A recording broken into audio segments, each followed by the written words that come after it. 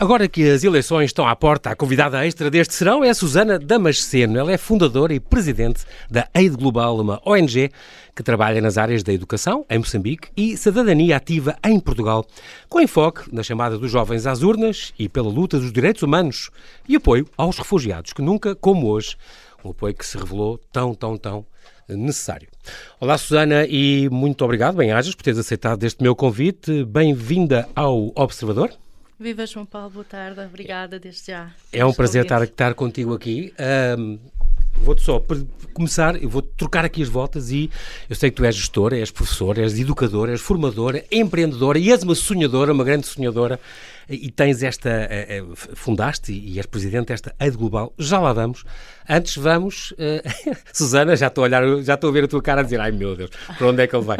Vamos para as tuas origens, porque tu tiveste uns pais atentos ao mundo, uma vez disseste isso, que passaram para mim e para a minha irmã uma consciência social e uma tia que nos dava livros nos aniversários e no Natal. Isto é tão importante e formador para a maneira de ser como tu és hoje e com todas as coisas que tu fazes e que nós já vamos falar disso. Os pais, a tia e a avó Maria de Jesus, eu tenho que falar aqui da tua querida avó. Fundamental, com 99 anos. É incrível, 99 anos, ela ficou órfã. Fala um bocadinho dela e do que ela passou e do que ela tem feito, porque ela é uma das líderes que te inspiram. Sem dúvida, a minha avó é de facto uma mulher que representa milhões de mulheres neste mundo, analfabetas, com uma vida muito dura, mas uma grande educadora. E as mulheres são, de facto, grandes educadoras, são as que educam o mundo. Tivéssemos nós mais oportunidades de as ter na liderança, sem dúvida.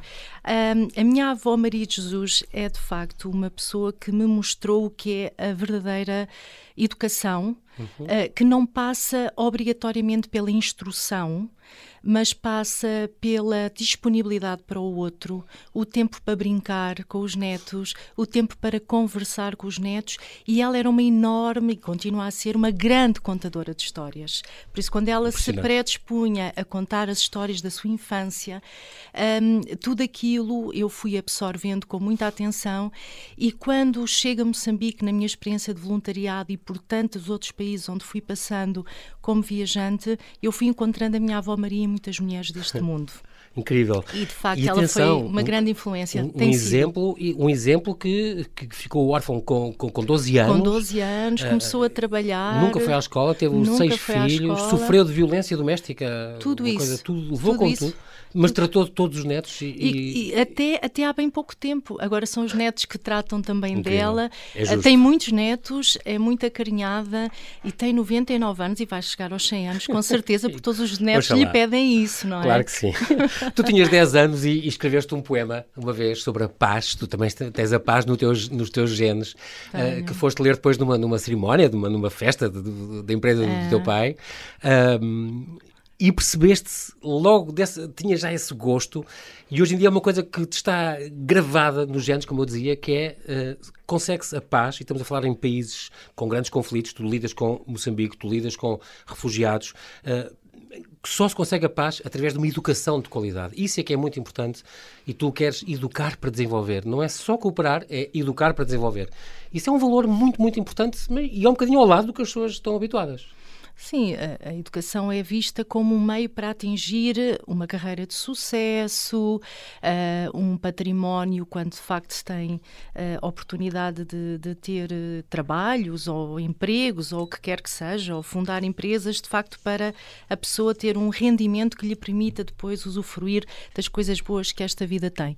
Mas a educação é muito mais do que isso. A educação é de facto a disponibilidade para o outro, o desenvolvimento da empatia, do afeto, do gosto pelo conhecimento, do gosto da partilha pelo conhecimento, e é, acima de tudo, a maneira que nós, os seres humanos, temos para ingerir informação, conhecimento, refletir, pensar, criticar, posicionar e agir. E processar e agir. Por isso eu não vejo a educação senão como uma ferramenta para nos levar à ação. E sem dúvida que educar é também agir. Agir para intervir num mundo em que todos nós somos responsáveis pelas nossas ações e pelas ações que fazemos pelos outros. E que precisa com muito os outros. desta interação, desta por isso, daí a ação cooperação, de todos, não é? Não é? Exatamente, muito, muito importante. A tua formação tem a ver com a língua e cultura portuguesa e depois pós-graduaste em ensino do português, estudaste depois cooperação para o desenvolvimento, ainda estiveste na Alemanha, em Berlim, a falar em ciclos de projeto. Sim. Tens o doutoramento em stand-by. Tenho o doutoramento querias doutorar em quê? Em estudos sobre a globalização. Okay. Podia ser. Sim, exatamente. Podia ser Eu devia ter adivinhado coisa. isso. Exatamente. Em miúda, em pequenina, que tu querias ser professora e foste durante uma década, foste professora à séria. É verdade. Até que houve uma experiência de voluntariado em Moçambique, num orfanato com 50 crianças, que te mudou completamente e disseste, não, é isto, eu tenho que ir por aqui, tenho que ajudar isto. Tu foste contar histórias, foste dançar com eles, foste cantar com eles e percebeste, isto é que está a formar esta gente e esta geração pode sair diferente se muita gente fizer isto. Sim, e os livros, claro. E os livros, acima de tudo. Esta experiência de voluntariado que culminou com várias viagens que eu fui fazendo enquanto era docente, por isso nas minhas férias fui muitas das vezes para destinos também de países como Moçambique, em desenvolvimento. E fui-me apercebendo, no ano anterior tinha estado, por exemplo, em São Tomé, tinha estado na Costa Rica, e fui-me apercebendo como a educação muda as pessoas. Agora, nós não podemos ter a ambição de chegar e mudar no imediato um sistema. Isso não acontece. Sim. Isso é preciso um investimento não só de quem está a governar, mas também da sociedade civil, dos próprios países, e toda a mudança de comportamentos exige, todo um investimento na educação exige tempo. Qual é a única forma que nós temos no imediato de tocar e de despertar a vida das pessoas? É através dos livros. Porque são coisas que ficam, não é? São coisas que ficam, nós abrimos, nós descobrimos, ler é crescer e, de facto, um livro tem o poder da mudança. E por isso é que começamos na ideia global e optámos, e bem, por criar as bibliotecas escolares, por levar os livros onde eles não existem e por promover a língua portuguesa, porque é, de facto, a língua de escolarização em Moçambique, que pouca gente fala, que é importante dizer, nas comunidades não se fala a língua portuguesa, ao contrário do que se pensa que se fala, quer dizer, fala-se na Beira, fala-se nas grandes cidades, mas depois quando se vai para as comunidades, a língua portuguesa já não é a língua de comunicação, é a língua local. Okay. Então, portanto, os livros... falam xixangana, Fala xixangana, fala ronga, falam vários... São, se eu não estou em erro, são 27 línguas que Moçambique Vocês, tem. aliás, com a Ed Global, fizeram um livro... Bilingue. Exatamente, um livro bilingue. Este primeiro Falas Africanas. Em parceria com a editora Falas Africanas e, de facto... O grão de milho mágico. De uma escritora da Costa do Marfim que cedeu os direitos, informámo-la qual era exato. O destino, e ficou tão emocionada que se disponibilizou. É incrível porque este teu trabalho, tu acabaste por desistir do ensino para criar e construir, para apetrechar uma rede de bibliotecas em Moçambique, que já vão com 27 unidades. 27. É impressionante. Tu ainda contavas isto, que chegaste uma vez a Moçambique com um contentor com cerca de 30 mil livros. Qual é a sensação quando estas crianças se cruzam com estes livros? Qual é o brilho no olhar daquelas crianças que se cruzam, atenção, com livros de histórias? Porque muitos recebem, alguns recebem livros que são livros de estudo. Aqui são livros de pura ficção, de histórias. É diferente para eles. Eles sentem que isso é só prazer para ouvir uma história, contar uma história. Deve ser. É totalmente diferente. Até porque nem todas as crianças em Moçambique têm acesso a livros, mesmo os livros escolares. É difícil conseguir distribuí-los. Mas quando uma criança pega num livro de histórias em que tem imagens, em que fazemos uma coisa extraordinária com o apoio da Fundação Carlos Gulbenkian, que se chama Atividades de Animação da Leitura, em que vamos de escola em escola com um livro, com vários livros, já tivemos várias animadoras em Moçambique a fazer esse trabalho, eu própria já o fiz em 15 escolas, e abrimos um livro e mostramos os livros e damos a conhecer os livros, porque há livros com uma mancha gráfica toda preenchida, claro, que são livros de prosa, depois há livros aos quadradinhos, que é banda desenhada, por isso há livros que nos dão os significados das palavras. Quer dizer, primeiro é explicar o que é o livro. Porque um livro é um tem objeto várias facetas, complexo, claro, é um objeto complexo, não é? Isto também é dirigido a professores e a educadores, e Sim, não é só aos miúdos. temos sempre Tem de as crianças capacitar e os professores, por os isso há educadores. sempre uma capacitação. Aliás, nós Transformadora anualmente, também. sim, muito transformadora, porque nós anualmente fazemos um encontro com professores. O ano passado, em março do ano passado, reunimos cerca de 80 pessoas, entre os diretores das escolas da rede de bibliotecas escolares do distrito do Chibute, entre os professores responsáveis pelas Isto é tudo província de Gaza, de Gaza. província de Gaza. E convidamos outros elementos de outras bibliotecas e por isso fazer, por exemplo, eu lembro-me que acho que foi em 2016, fui com a Ana Teresa, uma voluntária, e ela passava as noites todas a desenhar nas capas. Por isso, era as caixas que nós transportamos os livros, depois são transformados em recursos. E esses recursos eram pósteres em que ela desenhava a noite toda macacos, elefantes e leões. Era a história do Leão Candinga. E então, depois levávamos lápis de cera e os miúdos, depois de eu contar a história, iam colorir.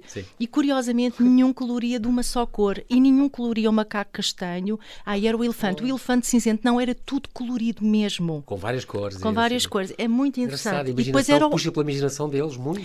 E eu dizia-lhes, então vocês já viram um leão? E vocês já viram um macaco? Eles diziam, eu já vi um leão. Se já tivesses visto um leão, não estarias aqui, sabes disso. Por isso, nós íamos brincando, mas eu tinha, nessa altura, eu e todas as animadoras da leitura, chegámos a ter cerca de 100 alunos à nossa volta, em silêncio absoluto, a ouvir-nos contar histórias. É muito engraçado porque, e também tem esta coisa da Kula Navudjonza. Isto quer dizer o quê? Crescer a ler? Crescer a ler. Okay. Esse é um projeto muito particular, que nos enche o coração, porque é um projeto em que, no Hospital Rural do Distrito do Chibute, por cada criança que nasce ou que vai à consulta da criança sadia, que já alcança cerca de 1 ano de idade, nós oferecemos um livro de iniciação à leitura. E quando as mamãs estão a aguardar por estas consultas, nós estamos a ler histórias geralmente de autores africanos, em língua portuguesa e em língua local, a língua xangana. Vocês têm apoio também do Instituto Camões? Tem que ter. Tivemos o primeiro projeto. Sim, o primeiro projeto. Porque eles são muito de cooperação e sobretudo centrados na língua portuguesa. Portanto, é a missão. Já tivemos 2 vezes o apoio da Fundação Carlos Gulbenkian neste projeto das bibliotecas e atualmente temos outro projeto que esse então é... Os Educadores em Movimento, os Educadores em Movimento. Aquele das escolas debaixo da árvore, dos cajueiros. É isso. Conta mesmo, lá. Isso é fantástico. Estamos isso a promover... comovente ver isso. É muito bonito, mas é um grande desafio e dá muito trabalho. É um projeto piloto que a AID Global desenhou com os seus parceiros e estamos, quer parceiros locais, quer o ISCTE, quer o IPL de Leiria, estamos juntos, o Serviço Distrital de Educação, Juventude e Tecnologia do Distrito do Chibute e o Serviço de Saúde da Mulher e da Ação Social também do Distrito do Chibute, e estamos juntos a criar um projeto piloto debaixo de um cajueiro, a partir de uma bibliotchova. Um tchova é um carrinho de mão, tchovar quer dizer empurrar. A AID Global, há cerca de 8 anos atrás, criámos um modelo de bibliotchova para as escolas que não tinham um edifício para transformar em biblioteca, e então o que é que fizemos? Adaptámos esta bibliotchova para um tamanho mais pequeno, para que as crianças possam de facto ir buscar o seu livrinho. Exato. E formámos, capacitámos as mulheres das comunidades para serem educadoras, chamámos-las por Educadoras em Movimento, e estão debaixo do cajueiro a fazer atividades de educação para o desenvolvimento da primeira infância. Uma educação itinerante para a primeira infância em Moçambique, portanto em 5 comunidades rurais, para já é o que, é o que existe, do Chibute. Tem vindo a capacitar então estas mamãs para transformá-las em educadoras. Isto é uma ideia fantástica, faz lembrar já não sei onde é que era, que havia umas escolas, e fez-se cá isso também como instalação, que era cabines telefónicas transformadas em bibliotecas. As pessoas também tinham sido, era uma coisa muito engraçada, porque haviam desocupadas, estavam em qualquer sítio, e então... Isso é um projeto recente da Fundação Altice. Transformou. Exatamente. Sim. Muito importante esta ideia da literacia, educação para o desenvolvimento e cidadania global, criada com o intuito, então, de todas as crianças terem uma educação de qualidade através do acesso ao livro. Isso é muito importante. Susana, nós temos que fazer aqui um brevíssimo intervalo e já voltamos à conversa. Até já. Até já.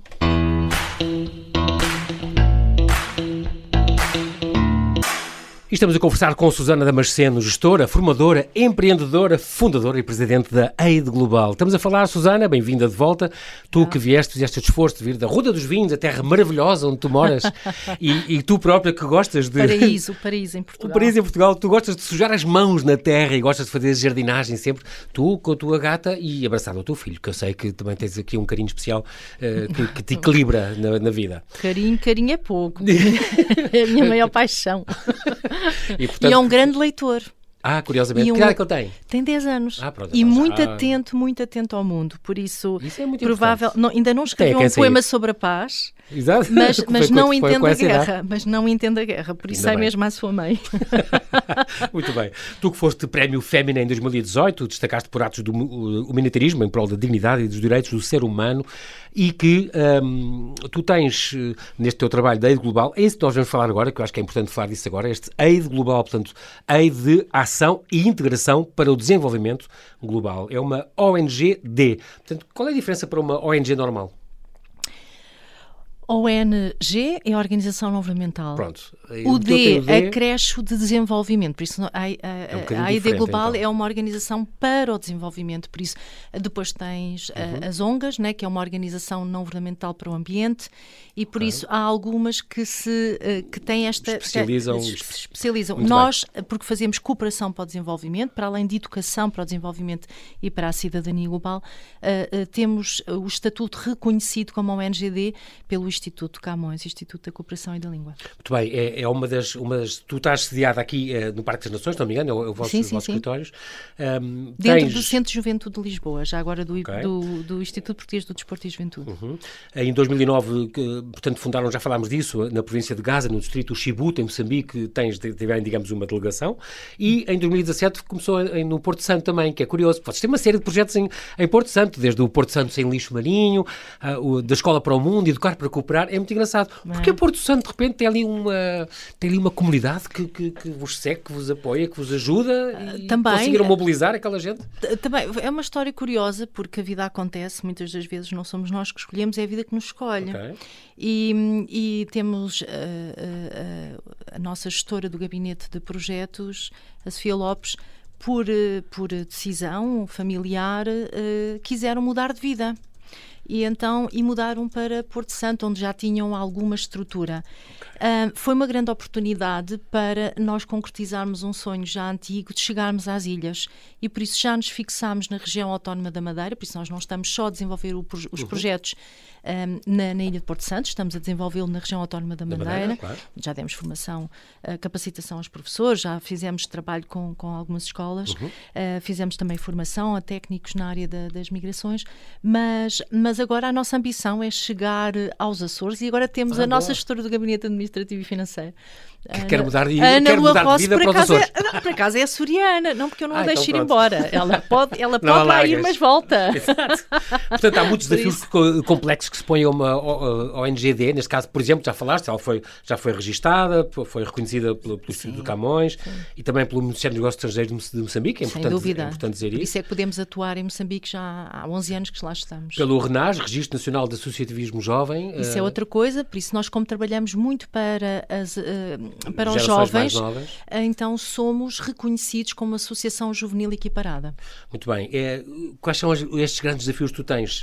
Para começar, és uma organização não lucrativa, portanto, só isso, captação de fundos deve ser uma coisa das que te move mais, quer dizer, ocupa-te mais tempo. Eu gostaria que me ocupasse muito mais tempo, mas o que me ocupa... Mas gostas dessa parte? Eu gosto de tudo. Eu gosto de boa boca, portanto. É porque eu sou de boa boca e não é só isso. Porque trabalhar na AID Global ou na AID Global é, de facto, um desafio permanente. E, por isso, quem gosta de aprender e quem gosta de trabalhar é o sítio certo para se estar. Quem gosta de trabalhar muito. Mas os grandes desafios para organizações com a natureza não lucrativa, como a AID Global, é, de facto, a sustentabilidade. A grande parte da nossa da nossa angariação de fundos vem da nossa grande veia criativa no alcance de respostas a desafios que são mundiais, não é? E que nós temos que encontrar criativamente em conjunto projetos que respondam e soluções através de projetos que submetemos a candidaturas a linhas de financiamento e quando avaliam positivamente a nossa criatividade, digamos assim, são aprovados. Temos neste momento 9 projetos ativos. Incrível. Vamos falar de um ou outro deles. Para já, tu também dizes que nesta linha de trabalho e para captar estes fundos é preciso muita resiliência, sim, ok, nós somos guerreiros do bem, como tu dizes, mas também é preciso muito sentido de humor e eu estou-te a ver a tua personalidade realmente, às vezes tem mesmo que ser divertida, porque senão não se aguentava isto. Exatamente. Sim, se eu não mandasse uma gargalhada de vez em quando. Sim, às vezes connosco próprios, gozar de nós próprios às vezes, que é importante. Muito bem. Vamos falar domingo, há várias coisas que eu queria falar contigo, mas para já, em cada projeto, vou tocar em 3 ou 4, mas para já este Bora Lá, Sai do Sofá, estamos a falar os Jovens na Política, houve a segunda edição dos Jovens na Política, participar para a cidadania global, um projeto que dura 2 anos, começou em setembro do ano passado, vai até agosto de 2022 e agora tem muito a ver, vem eleições domingo. Susana, a política não é apelativa para os jovens e, portanto, não estou a dizer as crianças, embora isso também já é uma coisa que se pode começar a pegar, mas os que já votam, as campanhas não são dirigidas para eles não querem saber destes grandes dirigentes dos partidos que não lhes dizem nada diretamente. Quando é que eles pensam que deviam fazer uma coisa? Vocês fazem workshops e coisas assim, que isso é importante, mas perceberem, comparar o que é que cada um diz na área do ambiente, na área da habitação, na área das escolas, é importante, ou da cultura, que ninguém fala.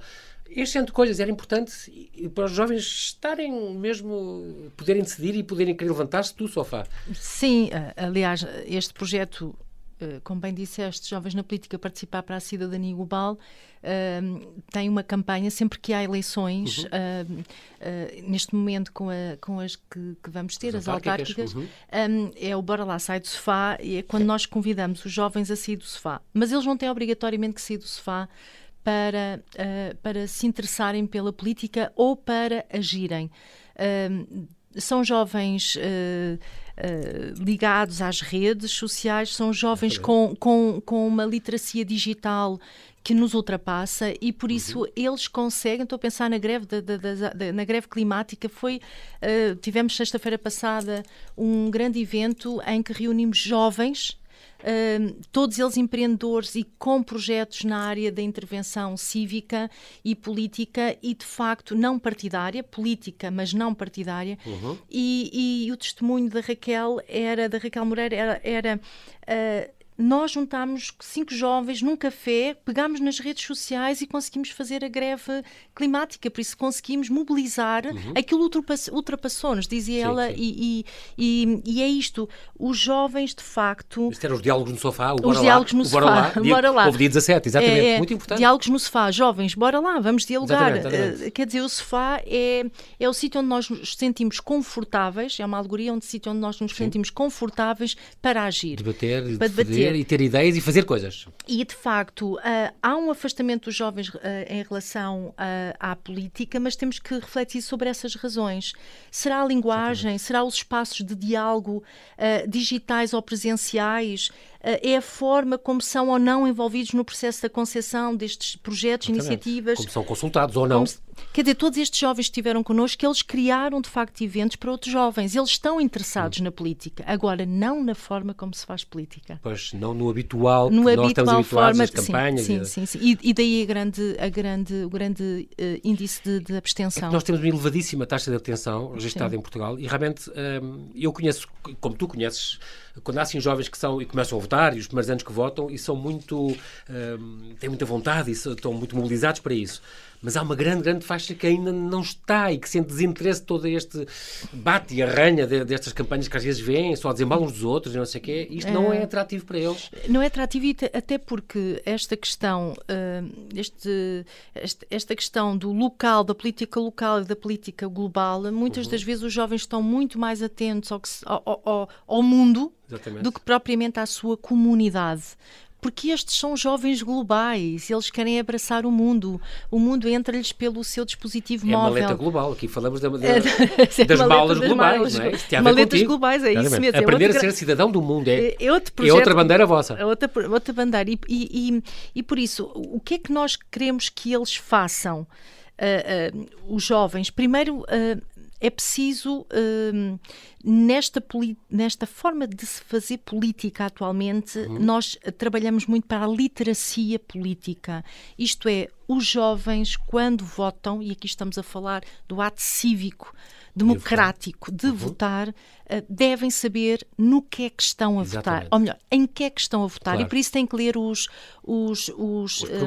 programas eleitorais. E o nosso grande convite no âmbito desta campanha é: vê-se no âmbito destes programas eleitorais, estão lá direitos humanos, alterações climáticas, desenvolvimento sustentável, se de facto há a questão das migrações, dos refugiados, porque isto é a agenda política. Nós vivemos num mundo interdependente. Walk the Global Walk. Walk the Global Walk. É a agenda para 2030, isto mexe com toda a gente. Mas mexe no dia-a-dia. Mas, Susana, eles deviam... Tu que conheces alguns desses jovens super empenhados, e fizeste estas coisas em Santarém e tudo, têm esses grupos. E alguns deles trabalham comigo. Ainda por cima. Raparigas.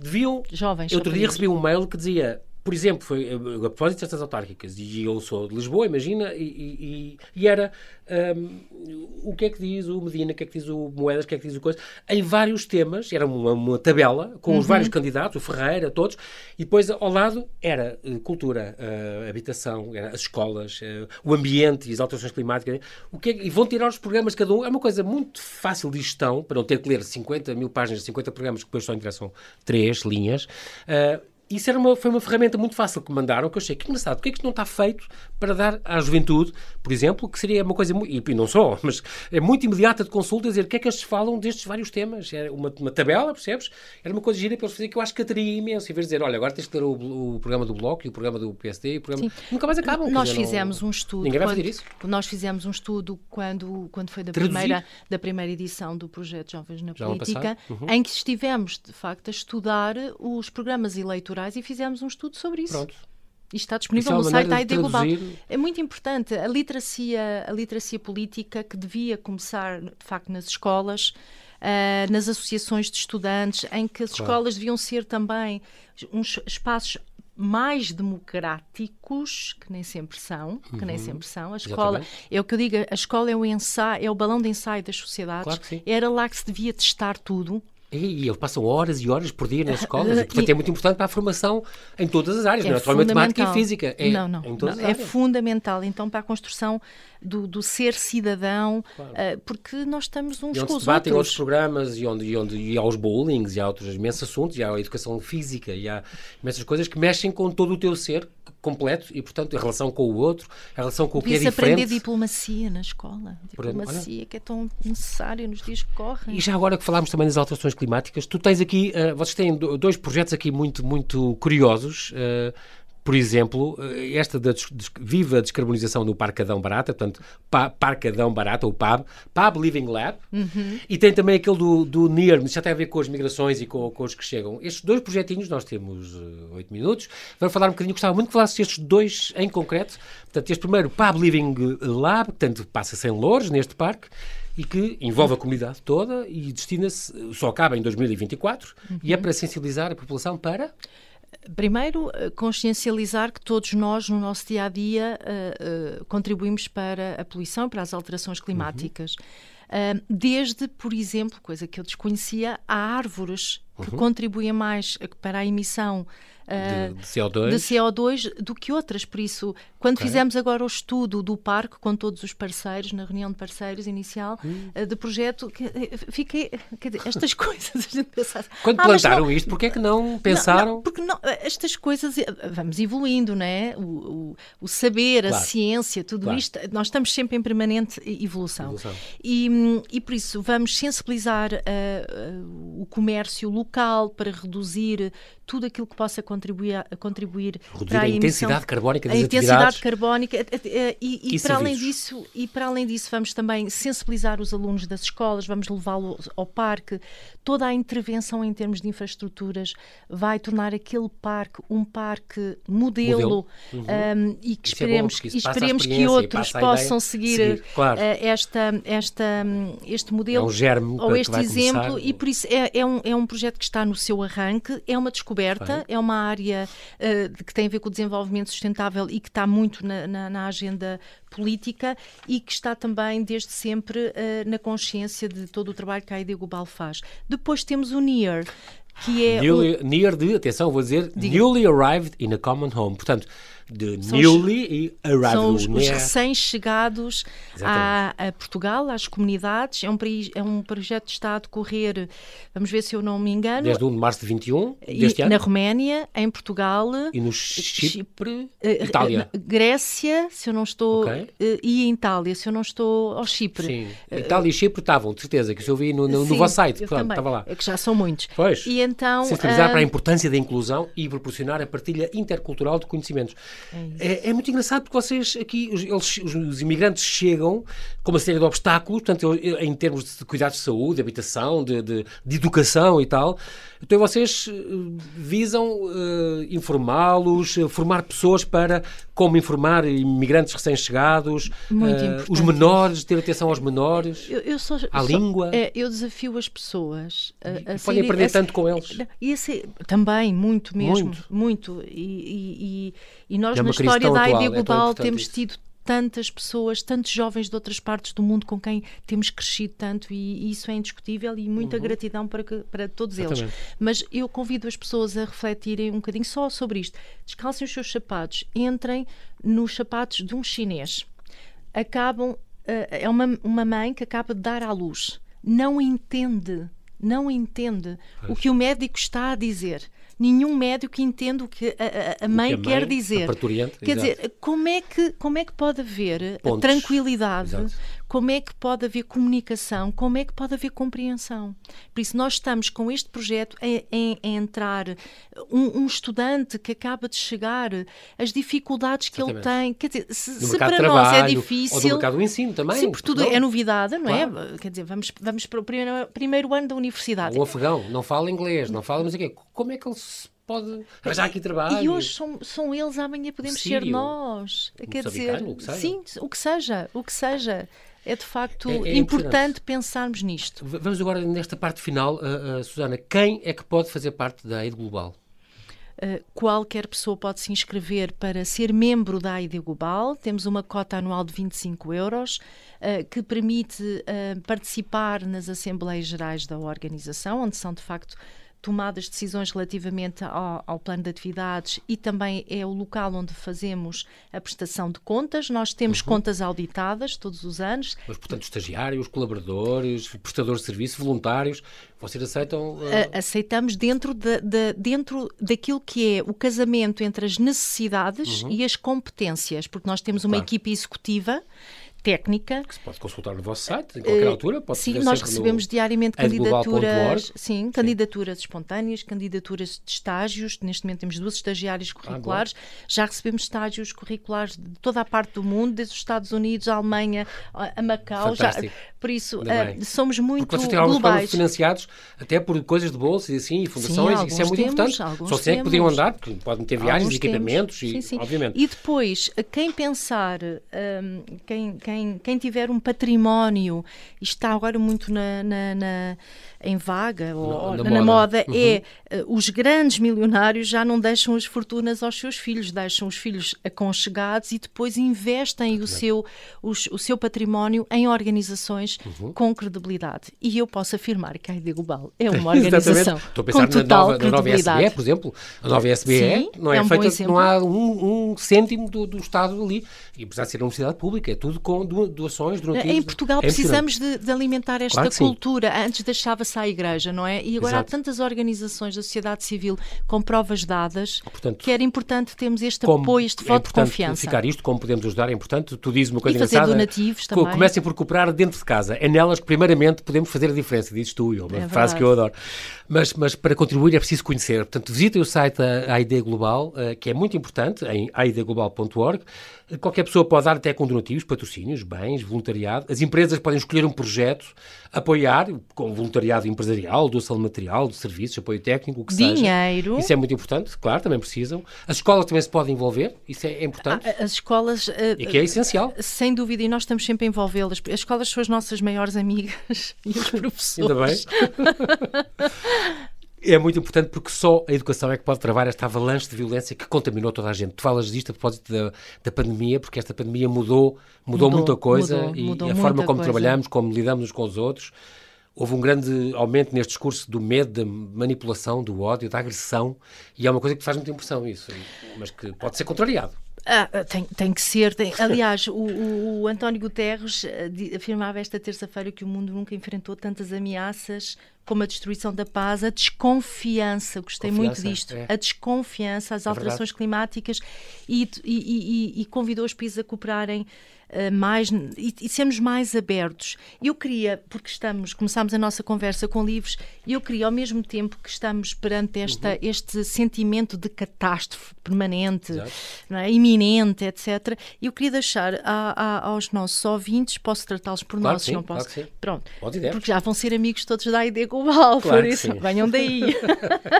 Deixar-vos uma leitura positiva e de alguma esperança de um livro que estou a ler e que estou a gostar muito, do Rutger Bregman, que é um jovem de 32 anos holandês que escreveu Humanidade, uma história de esperança. Aconselho viamente a leitura, porque contrasta de facto com esta ideia de catástrofe, de medo e acima de tudo ele explica que a construção do medo sempre foi uma arma que os políticos usaram em todos os grandes momentos em que o medo permitiu que depois houvessem guerras como a Segunda Guerra Mundial e tantas outras. Por Exatamente. Isso é uma boa leitura para quem nos ouve. É uma belíssima ideia para terminar. E que é uma leitura de esperança. Muito bem. Beyond COVID-19, The New Era of Teaching Digital Learning for Social Inclusion. Foi outro programa que vocês tiveram 2 anos. Aliás, que tem. Começou agora, em abril, sim. E vai até março de 2023. Isto é só mais um dos programas. Fica aqui este último convite. Vão ao site da AID Global, vale muito a pena. www.aidglobal.org e redes sociais que vocês têm, como ficar a par. É fácil, o Facebook, o Instagram, o YouTube, o LinkedIn. Vale a pena. Com tudo o que tu fizeste e fazes, Susana, nós infelizmente na rádio é assim, o tempo voa, como tu sabes. Sim. Bem-ajas pela tua disponibilidade, em vez de arruda dos vinhos para nos falares, de propósito, gostei muito. Só boa sorte, muitos colaboradores e projetos para o AID Global. E a ti, que tu és mais novo e que nos estás a ouvir, este domingo, já sabes, sai do sofá e vai votar, é muito importante. Susana, bem-ajas e até breve. Obrigada. Canimambo.